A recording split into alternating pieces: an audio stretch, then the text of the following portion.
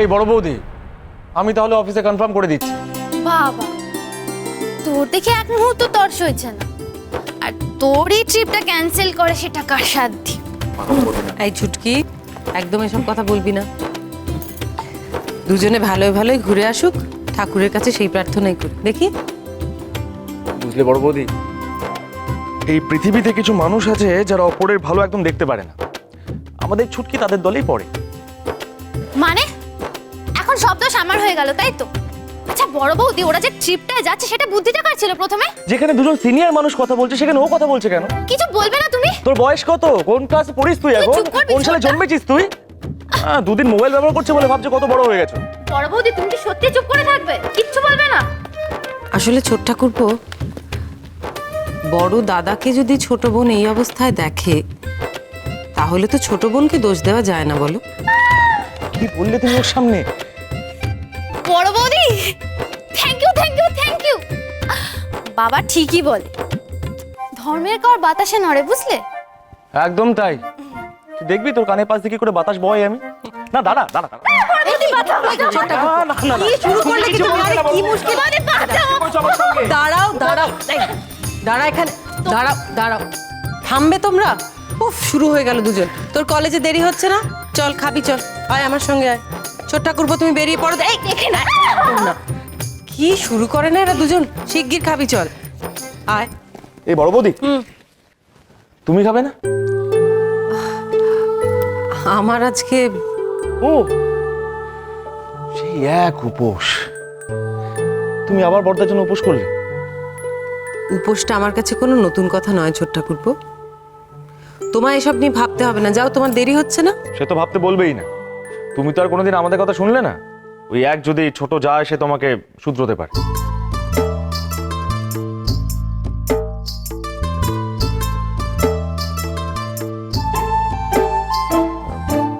কি হলো? কিছু না, আজকাল তোমার সম্বোধনগুলো পাল্টে পাল্টে যাচ্ছে তো, তাই দেখছিলাম। ছোট যা বললে, তাই না? বাহ, শুনতে ভালো লাগলো তো বেশ।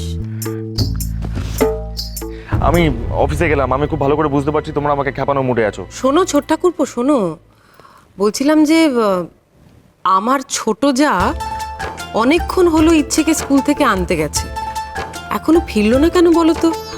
না মানে আমি ভাবছিলাম তুমি অফিসে বেরোনোর আগে যদিও চলে আসতো তাহলে কত ভালো হতো, তাই না? আমি না এক মুহূর্ত এখানে থাকবো না। যে সমস্ত বাউন্সার আসছে আমার চাপ সামলানো মুশকিল হয়ে যাচ্ছে। আমি গেলাম। ধুর।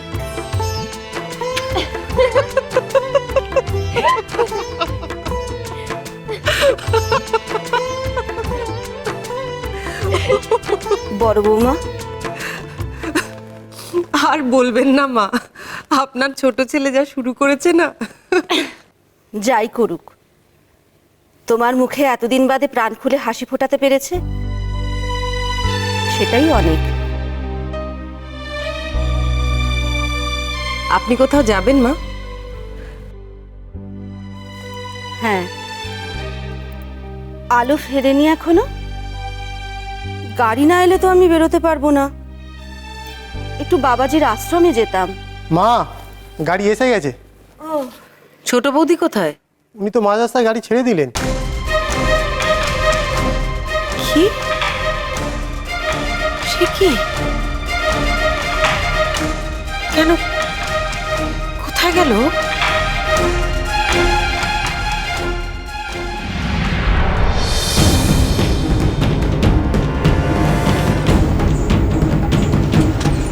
দাঁড়ান দাঁড়ান দাঁড়ান এখানে।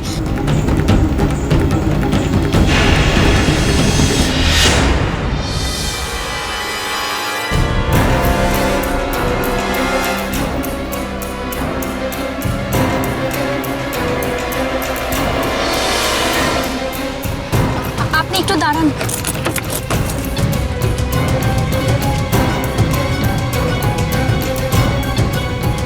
আলো?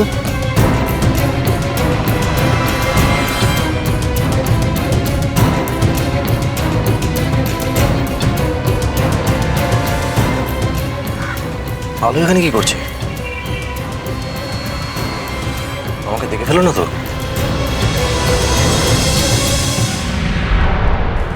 তাহলে দেবী ক্যাচাল হয়ে মারি। একটা জলের বটল কিনে আন। জলে বোতল। আচ্ছা ফ্যাসাতে বললাম আমি।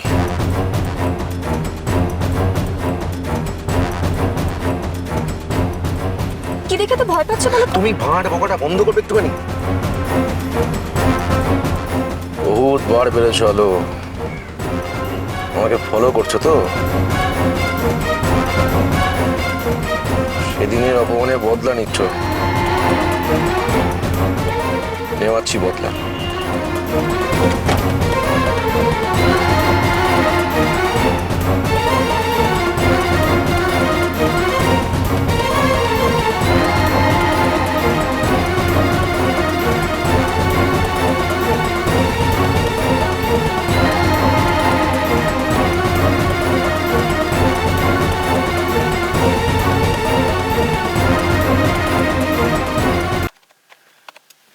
কিরে বেটা, রেডি তো? সব কিছু ঠিকঠাক? কাল তাহলে আবার সকাল সকাল বেরিয়ে পড়ছিস? ও ভালো কথা। তুই কি গাড়ি নিজেরটাই নিবি নাকি একটা বুক করে দেবো? না না না, আমি নিজেই ড্রাইভ করে যাবো। একটুখানি তো রাস্তা, তার জন্য আবার গাড়ি ভাড়া করা কি দরকার? আচ্ছা আচ্ছা সৌরভ, তুই ইঞ্জিনিয়ারিংটা কি করে পাশ করেছিলিস বলতো? মানে তোর ডিগ্রিটা আসল তো? মানে মানে বুঝবো? Obviously boss. Thank you. মানেটা হলো যে এইটুকু একটা কথা যেটা তোর ওইটুকু একটা মেয়েও খুব সহজেই বুঝতে পারবে, যে এতটা রাস্তা ড্রাইভ করে গেলে তুই টায়ার্ড হয়ে পড়বি। তো বস, তোমাকে যদি টায়ার্ডই হতে হয় তাহলে অফিসে কাজ করে টায়ার্ড হও না। শুধু শুধু ছুটি নিয়ে কষ্ট করে এত দূর বেড়াতে গিয়ে টায়ার্ড হয়ে কি লাভ বলো? তুই একটু ভাত বকাটা কমাবি? তুই না মাঝে মাঝে কি কি যাতে আমি কি কি বলছি আমি? শোন, হানিমুনে যখন যাচ্ছিস তখন রিল্যাক্স কর। রিল্যাক্স হতে তো যাচ্ছিস নাকি?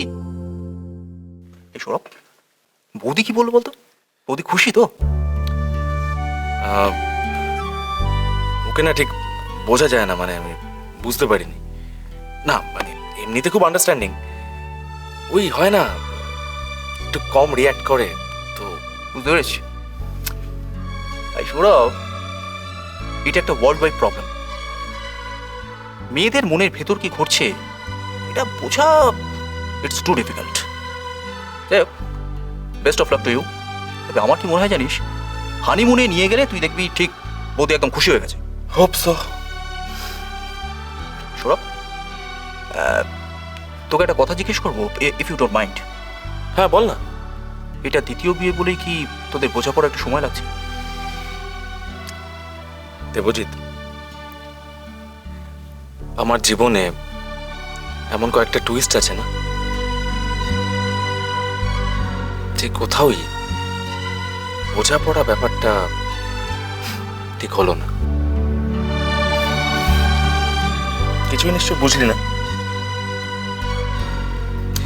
নিশ্চয়ই বুঝে যাবি পরে। সলিড কনফিউশন ভাই। তোকে চাপ মুক্ত করতে গিয়ে আমি নিজে চাপ খেয়ে গেছি। যাই হোক, কাজ কর, আমি একটু কফি খেয়ে আসছি।